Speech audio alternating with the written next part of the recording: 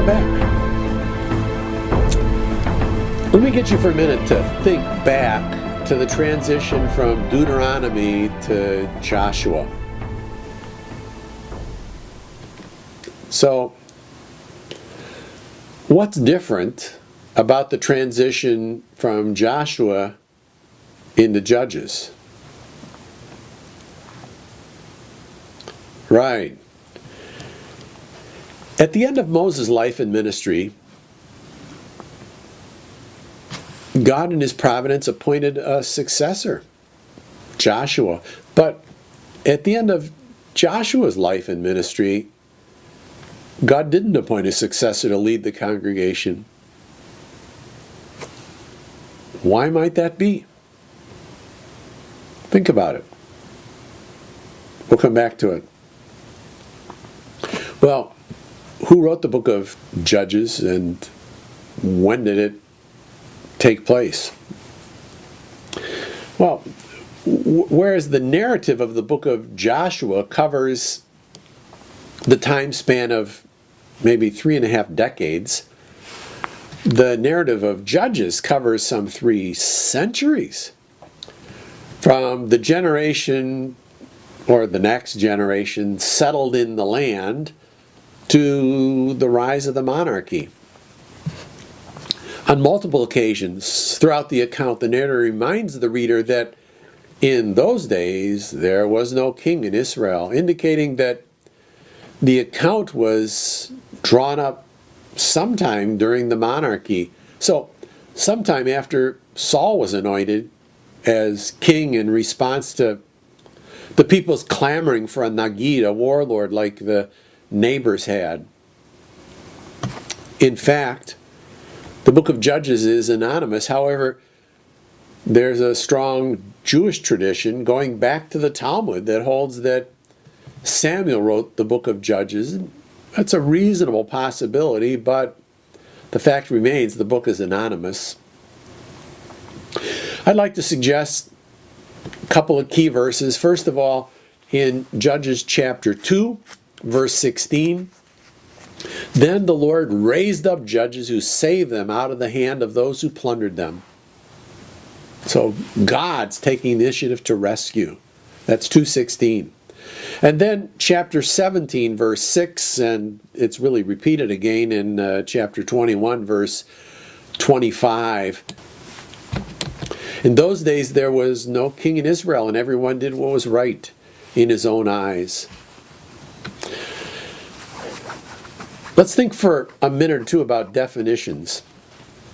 Now, the term shofet, judge, does refer to persons appointed to adjudicate disputes or violations of law. So, for example, back in Deuteronomy 16, we have the record of Moses instructing the tribes to appoint shoftim, judges, and shotrim, officials in all their towns, listen, to judge the people with righteous judgment, not distorting justice, not being partial, not taking bribes. What's he talking about? He's talking about something pretty close to what we think of when we think of a judge. A chapter later, Deuteronomy 17:9, Moses refers to judges who, along with priests, adjudicate difficult criminal cases or complicated torts.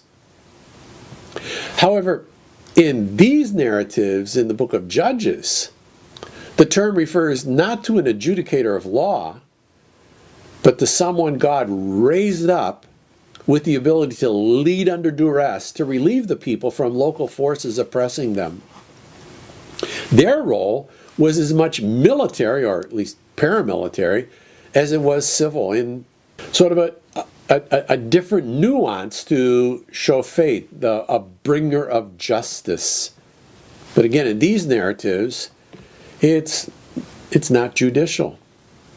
Now, Othniel, the first judge reported on, it said of him that the Lord raised up a deliverer for the people of Israel who saved them. Othniel, the son of Kenaz, Caleb's younger brother, and then listen to this, the Spirit of the Lord was upon him.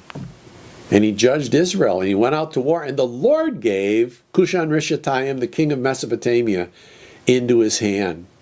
And so the land had rest 40 years. So what's going on here? In this narrative, it's clear that this rescuer judge, Othniel, was really the human stand-in for the divine rescuer, the divine bringer of justice to Israel. I think it's significant to note the frequent claims of divine empowerment. We saw it with Othniel. We see it with Gideon. The Spirit of the Lord clothed Gideon. Then the Spirit of the Lord was upon Jephthah. Then the Spirit of the Lord rushed upon Samson. So the Spirit is active and at work in the lives of these, what I said, stand-ins, these bringers of justice. Let's think about genre for a moment. Judges is the second book of the former prophets in the Hebrew Bible. The genre is historical narrative. Narrative building on the baseline that was set back in Torah, specifically Deuteronomy. You see, Judges provides a theological perspective on events over the period, and it's this theological teaching that explains why it's considered a prophetic book. And we'll talk more about what it means to be a prophet and what prophecy means later on. What's the significance of the book of Judges? The book of Judges shows how Israel's welfare is related to her spiritual relationship with Yahweh. It demonstrates God's grace to pursue backsliders and restore a relationship. It shows yet again and again, by living object lessons, that in spite of our proneness to rebel and wander, God's gracious to pursue backsliders and restore a relationship. This faithful, loving, holy God will not rescind his choice of Israel and his promise to Abraham. The book also demonstrates that the promise is irrevocable. However, the benefits of the promise may be forfeited by an individual or even an entire generation. So let's take note of the fact that the setting of the book of Judges is in the land of promise, but it's during a period when the world powers are in decline and there's no central government in the region. The tale of Wenamun, the Egyptian tale of Wenamun, gives us some background here as well. So at this point, Israel is just a loosely knit coalition of 12 tribes.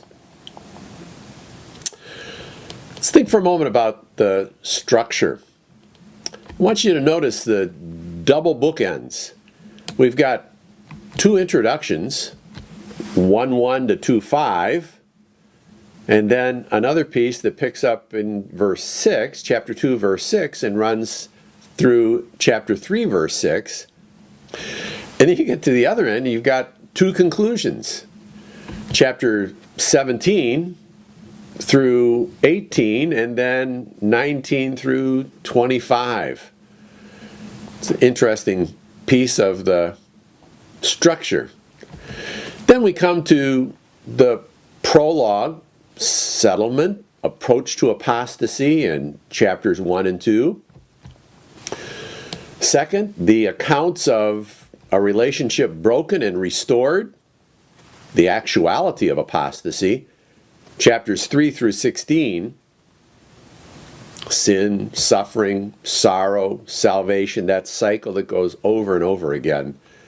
And then the third main section is the epilogue. So we had the prologue, then the body, now the epilogue, the aftermath of apostasy, chapters 17 through 21.